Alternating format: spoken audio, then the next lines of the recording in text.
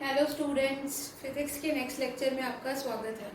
हम इस लेक्चर के अंदर लॉज ऑफ रिफ्लेक्शन के बारे में पढ़ेंगे। अब देखो कि लॉज ऑफ रिफ्लेक्शन होते क्या है।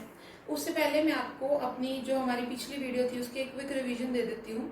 हमने अपनी पिछली वीडियो के अंदर ट्रांसपेरेंट और ओपेक ऑब्जेक्ट इन दोनों के बारे में सीखा था कि ट्रांसपेरेंट ऑब्जेक्ट्स क्या होते हैं और ओपेक ऑब्जेक्ट्स क्या होते हैं। ठीक है, ट्रांसपेरेंट ऑब्जेक्ट वो होते हैं जिनके अंदर से लाइट क्या हो जाए, ट्रांसमिट हो जाए, और ओपेक ऑब्जेक्ट्स वो होते हैं जिनके अंदर से लाइट क्या है, टकरा कर वापस आ जाए।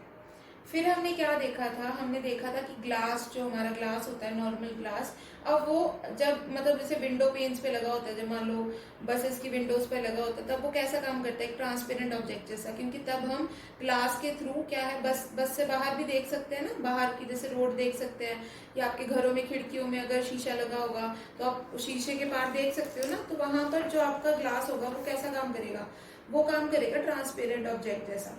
वेयर एज अगर आप उसी ग्लास को मिरर बना देते हो और अपने मतलब घर में लगाते हो, तो अब आपको उसके आर पार नहीं नजर आ रहा, सगों कि वो मिरर खुद और उसमें अपनी शक्ल भी नजर आ रही है। तो उसमें हम क्या करते हैं, उसमें हम मिरर के एक साइड को क्या करते हैं, पेंट कर देते हैं। पेंट करने से क्या होता है कि अब लाइट उससे आर पार नहीं जा पाती। अब जब लाइट ट्रांसमिट नहीं हो पाएगी तो उसके पास दो ऑप्शन बच जाएंगे, या तो अब्जॉर्ब हो जाए या फिर रिफ्लेक्ट हो जाए। अब ग्लास मटेरियल ज्यादा लाइट अब्जॉर्ब नहीं कर पाता, ठीक है, ये ज्यादा लाइट अब्जॉर्ब नहीं करता है। मान लो अगर करता होगा, अगर 100% आपने लाइट फेंकी है तो हार्डली 5%, 10%, 15% इतनी लाइट ही अब्जॉर्ब कर पाएगा। बाकी की जितनी लाइट होगी वो सारी की सारी वो क्या कर देगा, रिफ्लेक्ट कर देगा तुम्हारे पास।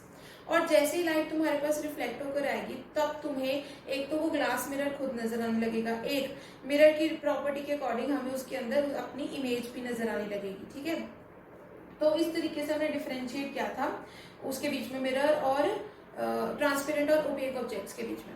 और एक मतलब इस वीडियो में आपको एक मैं और इम्पोर्टेंट पॉइंट के बारे में बता देती हूँ। वो इम्पोर्टेंट पॉइंट आपका क्या है कि जो ये हम ग्लास के ऊपर वो करते हैं ना, पेंट करते हैं। अब देखो ग्लास के ऊपर आप पेंट कैसा करना चाहोगे, ऐसा पेंट करना चाहोगे ना जो लाइट को बिल्कुल भी उसके अंदर से पास ना करने दे। अब बहुत तरीके के, अब जैसे मान लो आप नॉर्मल कपड़े भी लेते हो, अगर आप देखो, आपने देखा ना कोई डार्क कलर का कपड़ा होगा जो, वो उसके अंदर से लाइट बिल्कुल पास नहीं हो पाती। वेयरएस अगर कोई लाइट कलर का, जैसे समर वियर्स होते हैं, उनके अंदर से लाइट पास हो जाती है। वो अगर आप मतलब जैसे अपनी आंखों के सामने वो कपड़ा रख लोगे फिर भी आपको उसके आर पार नजर आएगा। तो जो कलर होता है ना वो भी डिफरेंट होता है। कुछ कलर्स अपने अंदर से लाइट को निकलने देते हैं, वेयरएस कुछ कलर ऐसे होते हैं जो अपने अंदर से लाइट को बाहर निकलने नहीं देते। तो उस केस में हम ग्लास के ऊपर ऐसा पेंट करना चाहेंगे जो ट्रांसमिशन को बिल्कुल खत्म कर दे, जो क्या है, आपकी ट्रांसमिशन को बिल्कुल भी ना होने दे, ट्रांसमिशन बिल्कुल जीरो हो जाए। ठीक है, ऐसा करने के लिए, या फिर ये कहें कि रिफ्लेक्शन 100% होने लग जाए, दोनों एक ही बात हो गई, या रिफ्लेक्शन क्या होने लग जाए, 100% होने लग जाए। तो ऐसा कौन सा पेंट होता है, ऐसा कौन सा मटेरियल लगाया जा सकता है, वो मटेरियल एक्चुअल में बच्चे सिल्वर होता है। क्या होता है, सिल्वर। अगर आप सिल्वर की कोटिंग कर देते हो ना मिरर के दूसरी साइड के ऊपर, तो सिल्वर ऐसा मटेरियल होता है जो 95% उसके ऊपर फॉल करने वाली लाइट को क्या कर देता है, रिफ्लेक्ट कर देता है। यानी सबसे बेस्ट कोटिंग, वैसे तो सिल्वर की कोटिंग नहीं की जाती, वो हमें महंगा बहुत पड़ेगा। अब शीशा, नॉर्मल शीशा आपको फिर मतलब महंगे दामों पर मिलेगा ना, 20-30 हजार का, तो आपको शीशा ही आएगा घर में, फिर मिरर लगाने छोड़ देंगे लोग। तो वैसे तो नॉर्मल पेंट कर दिया जाता है, उसपे से ब्लैक या ब्राउन पेंट किया होता है। अगर आप शीशे को इन्वर्ट करके देखोगे तो उस पर ब्लैक या ब्राउन कलर का पेंट किया जाता है। बट वेयर एज जो सबसे अच्छा रिफ्लेक्टर है, मतलब ऐसा मटेरियल जो सबसे ज्यादा लाइट को अपने पास से क्या करते हैं, रिफ्लेक्ट करते हैं, वो कैसा मटेरियल होता है, वो सिल्वर होता है। क्योंकि सिल्वर अपने पास आने वाली जितने भी मतलब लाइट होती है उसमें से 95% लाइट को क्या है, अपने अंदर से रिफ्लेक्ट कर देता है, अपने अंदर से ट्रांसमिट नहीं होने देता। तो हम ग्लास पे सबसे बेस्ट कोटिंग अगर करनी हो तो हम किसकी करेंगे, सिल्वर की। उसके बाद अब हमने ये देखना है कि अब लाइट रिफ्लेक्ट तो हो रही है, उसके बाद हमने ये देखना है कि ये रिफ्लेक्शन कौन से लॉज को फॉलो करेगा। ठीक है, कौन से लॉज हैं जो आपको ध्यान में रखने होंगे जब आपको ये देखना होगा कि लाइट रिफ्लेक्ट हो रही है। ठीक है, उसके लिए भी हमने कल कुछ बेसिक टर्म्स की थी, हम एक बार उसको रिवाइज भी कर लेंगे कि हमने वो टर्म्स क्या की थी और कैसे की थी। तो वो टर्म सबसे पहले थी इंसिडेंट रे। उसके लिए हम सबसे पहले क्या करेंगे, हम ये ले लेंगे कि आपके पास कोई ग्लास है, अब इसको एज अ रिफ्लेक्टर यूज करना है, तो आपको इसके नीचे वाली साइड को पेंट करना होगा। जब भी पेंट किया तो आप इसको इस तरीके से शो करोगे। फिर आप क्या लोगे, एक अपना सोर्स ऑफ लाइट ले लोगे। ठीक है, अब इस सोर्स ऑफ लाइट से क्या आ रही है, एक रे आ रही है। ठीक है, इस सोर्स ऑफ लाइट से क्या आ रही है बच्चे, एक रे आ रही है और ये ग्लास पे इस पॉइंट पर इंटरसेक्ट कर रही है, मतलब इस पॉइंट पे आके ग्लास के ऊपर टकरा रही है। तो अब हम क्या करेंगे, हम इस पॉइंट पर एक नॉर्मल ड्रॉ करेंगे। नॉर्मल ड्रॉ करने का मतलब क्या होता है, जैसे एक डॉटेड लाइन बनाएंगे। अब नॉर्मल लाइन कौन सी होती है, जो ग्लास मटेरियल के साथ क्या बनाए, एंगल 90 डिग्री का एंगल बनाए, ठीक है, यानी इसका इसके साथ एंगल, ग्लास के साथ एंगल कितना होगा, 90 डिग्री का। तो अब जो ये वाली रे है, ठीक है, जो आ रही है, इसको तो हम क्या बोलते हैं, इंसिडेंट रे। क्या बोलते हैं हम बच्चे, इंसिडेंट रे बोलते हैं, ठीक है। अब ये लाइन को हम क्या बोलते हैं, इसको नॉर्मल रे भी बोल सकते हैं, नॉर्मल लाइन भी बोल सकते हो, वैसे हम ज्यादातर नॉर्मल रे ही बोलते हैं, ठीक है। अब ये इंसिडेंट रे और नॉर्मल रे आपस में कोई एंगल बना रही है, मान लो ये थीटा एंगल बना रही है।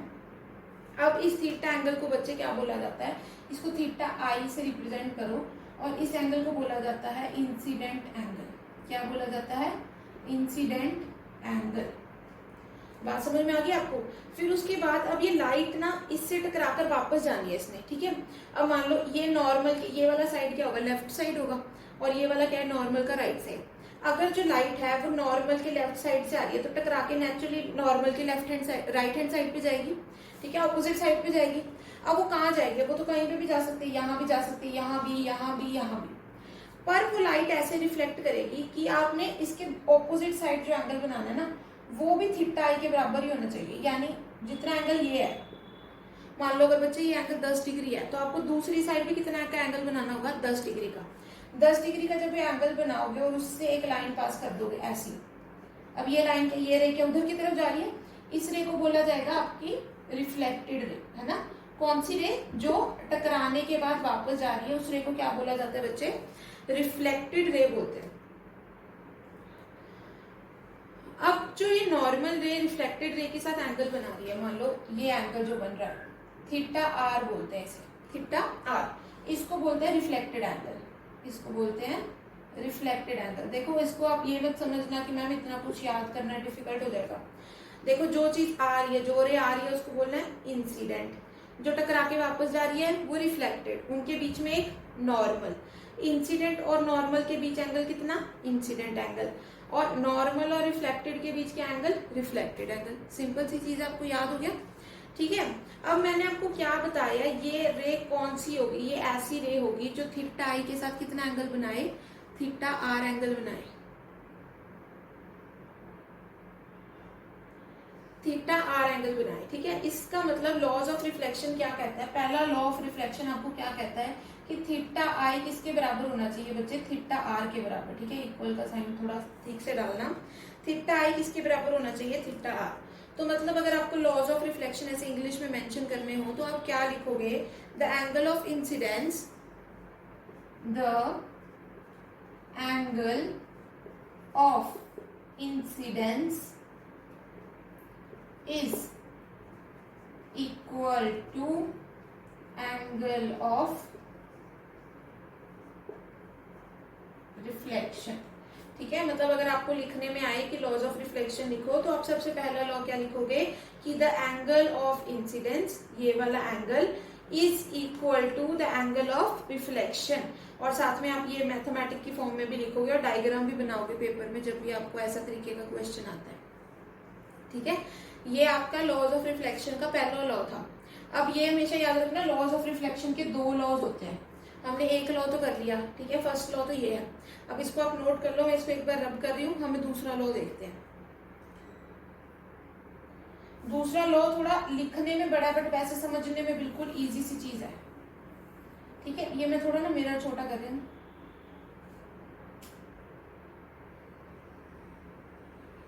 मिरर थोड़ा मैंने छोटा कर दिया, मुझे लिखने की जगह मिल जाएगी यहाँ पे।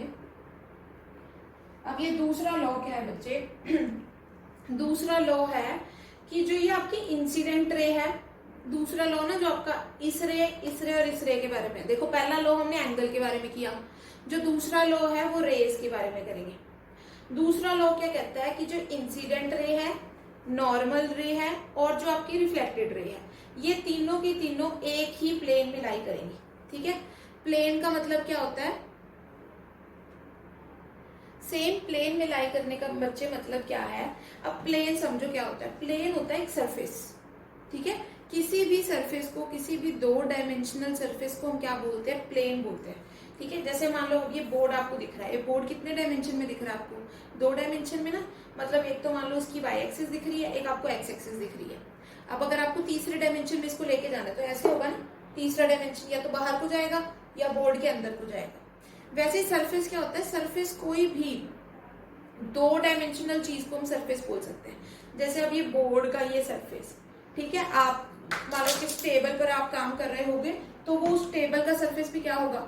2 डायमेंशनल सरफेस। ठीक है, तो अब ये क्या कह रहा है आपका दूसरा लॉ, कि जो आपकी इंसिडेंट रे है, नॉर्मल रे है और रिफ्लेक्टेड रे है, ये सब क्या है? एक ही सरफेस पे लाई करेंगी। मतलब अगर ये इस सरफेस पे आई है तो इसी सरफेस पर टकरा कर वापस जाएगी।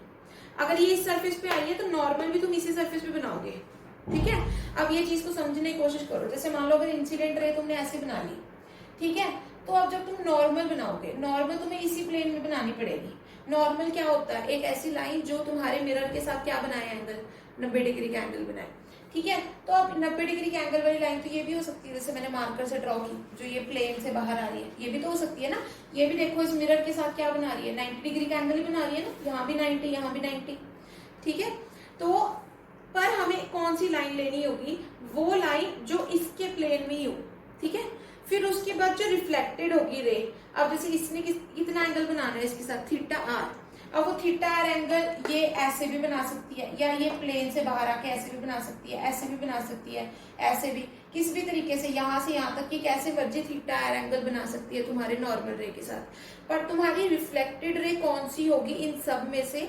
वो वाली होगी जो इसी प्लेन के अंदर लाई करे। ठीक है, इसका मतलब अगर इंसिडेंट रे, नॉर्मल रे और रिफ्लेक्टेड रे की अगर तुम्हें ड्राइंग बनानी है तो वो ड्राइंग तुम आराम से एक पेज पे बना सकते हो। ये नहीं होगा कि वो पेज से बाहर निकल रही होगी तुम्हारी drawing.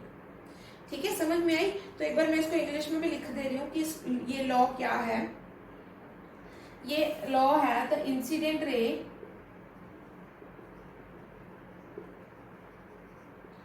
Reflected ray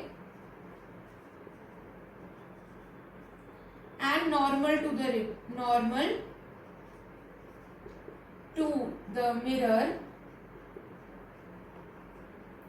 all lie in the same plane। ठीक है, क्या मतलब है इसका? कि जो आपकी इंसिडेंट रे है, रिफ्लेक्टेड रे है और normal to the mirror, mirror के नॉर्मल वाली जो रे है वो सब क्या लाई करेंगी? वो एक ही प्लेन के अंदर लाई करेंगी। ठीक है, अब ये सिंपल सी चीज है, किसी भी सरफेस पे रिफ्लेक्शन हो रही हो यही लॉ फॉलो होगा। ठीक है, ओके, तो अभी तुमने लॉज ऑफ रिफ्लेक्शन को याद रखना है। तुम्हारा पहला लॉ क्या था बच्चे? पहला लॉ ये था कि इंसिडेंट रे और रिफ्लेक्टेड रे दोनों क्या होती हैं? इंसिडेंट एंगल और रिफ्लेक्टेड एंगल दोनों क्या होते हैं? दोनों बराबर होते हैं। और इंसिडेंट रे और रिफ्लेक्टेड रे भी क्या होता है आपस में? कि आपकी जो इंसिडेंट रे है, रिफ्लेक्टेड रे है और नॉर्मल रे है, वो दोनों तीनों सेम प्लेन के अंदर लाई करेंगी। ठीक है, ये आपके सिंपल से लॉज ऑफ रिफ्लेक्शन थे जो आपको पता होने चाहिए। और जिस भी सरफेस पे रिफ्लेक्शन होगी वो इसी तरीके से लॉ को फॉलो करेगा। ठीक है, अब जब तुमने रिफ्लेक्शन पढ़नी है, तुम्हारे पास मेन इस चैप्टर के अंदर रिफ्लेक्शन जो है ना वो स्फेरिकल मिरर्स पे है। बट स्फेरिकल मिरर की रिफ्लेक्शन को समझने से पहले तुम्हें प्लेन मिरर, यानी जो नॉर्मल शीशा होता है तुम्हारे, जैसे जो घरों में हम यूज करते हैं, पहले सबसे पहले तुम्हें उसकी बनाई हुई इमेज के बारे में स्टडी करना पड़ेगा कि इमेज उस पे कैसे बनती है। ठीक है, अब सबसे पहले बच्चे ये चीज को समझने की तुम कोशिश करो कि उससे पहले मैं तुम्हें एक और चीज बता देती हूँ। जैसे मान लो तुम यहाँ पे एक मिरर ले रहे हो, ठीक है, मिरर का एक साइड है, मैं मिरर को थोड़ा ब्रॉड नहीं बना रही, मैं एक सिंगल लाइन से मिरर को रिप्रेजेंट कर रही हूँ। ठीक है, आप समझ लेना अपना। अब ये क्या बन रही है? नॉर्मल बन रही है। ठीक है, अब मान लो ये आपकी इंसिडेंट रे आ रही है, मैं आपको क्वेश्चन दे रही हूँ। ठीक है, एक सिंपल से क्वेश्चन से आपको समझाने की कोशिश कर रही हूँ। ये इंसिडेंट रे आ रही है और मान लो ये इसके साथ कितना एंगल बना रही है बच्चे? 30 डिग्री का एंगल बना रही है। ठीक है, ये क्या है? इंसिडेंट रे इधर को आ रही है, कितना एंगल बना रही है? 30 डिग्री। अब जो रिफ्लेक्टेड रे होगी वो इसके राइट हैंड साइड पे बनेगी, उसको कितना एंगल बनाना पड़ेगा? उसको भी 30 डिग्री का एंगल बनाना पड़ेगा और ये क्या हो जाएगी? आपकी रिफ्लेक्टेड रे हो जाएगी। ठीक है, सिंपल सी चीज है। इंसिडेंट 30 डिग्री पे आई और रिफ्लेक्टेड 30 डिग्री पे चली गई। अब मैं एक और केस तुम्हें बना के दिखाती हूँ, तुम उसमें बताना कि तुम्हारी रे कैसे आएगी। ये तुम्हारा मिरर है और मान लो तुम्हारी रे ऐसे आ रही है, सीधी, बिल्कुल ऐसे सीधी आ रही है, ठीक है। ये थोड़ा लाइन टेढ़ी बन गया, मैं थोड़ा सीधा बना देती हूँ इसको। ये मान लो ऐसे आ रही है तुम्हारी कोई भी रे, ठीक है, बिल्कुल सीधी टकराती हुई इसकी तरफ। अब बताओ ये वापस किससे जाएगी। अब सबसे पहले देखो रजे, वापस जब भी हमें देखना होता है कि ये रे वापस किस तरफ जा रही है, तो हम इसका क्या देखते हैं, नॉर्मल के साथ एंगल देखते हैं। अब नॉर्मल कैसे बनानी होती है, जिस पॉइंट पे लाइट टकराई है उस पे 90 डिग्री के एंगल वाली जो लाइन होती है वो नॉर्मल होती है। अब तुम्हें ये पता लग रहा है इसकी नॉर्मल भी इसी के ऊपर बन जाएगी। नॉर्मल भी थोड़ा सा मैं डिफरेंस करके बना रही हूँ ताकि तुम्हें पता लग जाए, नॉर्मल भी बच्चे इसके ऊपर ही बन जाएगी, ठीक है। यानी एक लाइन है, उसके ऊपर दूसरी लाइन, दोनों चिपकी हुई है ऐसी लाइनें। तो मुझे ये बताओ इनके बीच का एंगल क्या होगा। दोनों लाइनें आपस में ऐसे चिपक रखी हैं, तो इनके बीच में एंगल कितना होगा। क्लियरली तुम्हें पता लग रहा है ना, एंगल को बन ही नहीं रहा है, इनके बीच में दोनों चिपकी हुई हैं, तो इनके बीच में एंगल कितना होगा, 0 डिग्री। 0 डिग्री होगा ना। इसका मतलब जो तुम्हारा इंसिडेंट एंगल है थीटा आई, वो किसके बराबर है, 0 डिग्री के बराबर है। तो जो तुम्हारा रिफ्लेक्टेड एंगल होना चाहिए according to laws of reflection, वो भी क्या होना चाहिए, 0 डिग्री।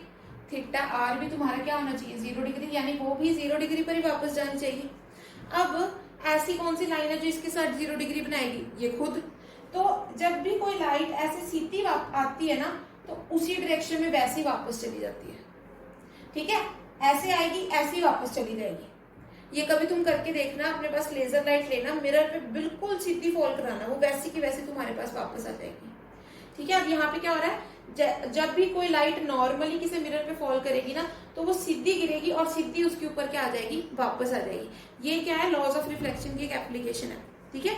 नॉर्मली अगर कोई लाइट फॉल करेगी तो वो नॉर्मली ही वापस चली जाएगी। दूसरा,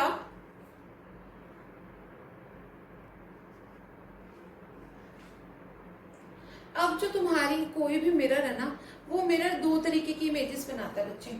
एक तो बनाता है रियल इमेज और एक बनाता है वर्चुअल इमेज। आई होप तुम्हें थोड़ा बहुत इनके बारे में पता हो कि रियल इमेज और वर्चुअल इमेज में क्या फर्क होता है। देखो, अगर मैं तुम्हें सिंपली समझाना चाहूँ कि रियल इमेज क्या होती है और वर्चुअल इमेज क्या होती है, तो रियल इमेज वो होती है जो तुम स्क्रीन पे लेके आ सको,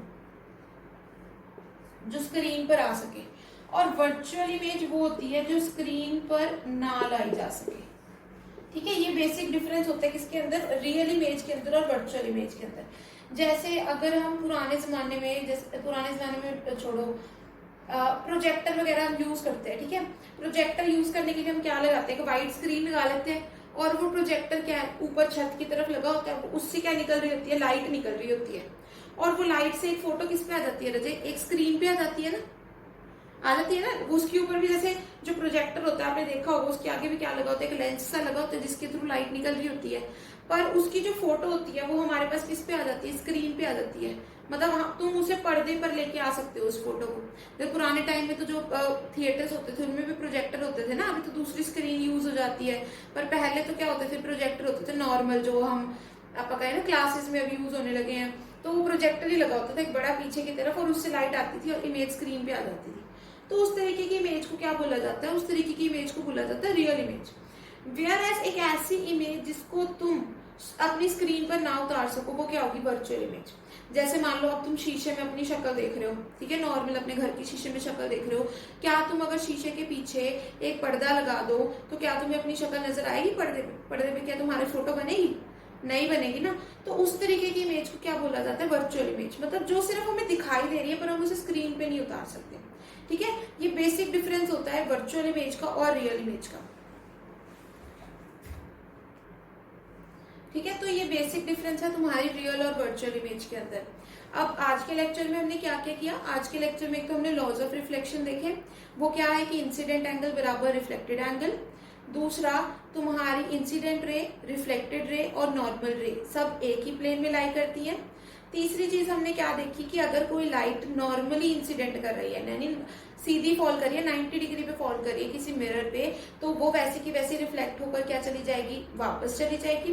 फिर हमने क्या देखा कि एक मिरर पे दो तरीके की इमेजेस बन सकती है, एक बन सकती है बच्चे रियल इमेज और एक बन सकती है वर्चुअल इमेज। ठीक है। तो जो रियल इमेज होती है वो कैसी होती है, जिसको आप स्क्रीन पे अप्लाई कर सको, स्क्रीन पे ले सको। और वर्चुअल इमेज कैसी होती है, जिसको स्क्रीन पर ना लिया जा सके, जिसे सिर्फ देखा जा सके और स्क्रीन पर उतारा ना जा सके। ठीक है, तो आज की वीडियो में इतना ही करेंगे, बाकी हम करेंगे अपनी नेक्स्ट वीडियो के अंदर।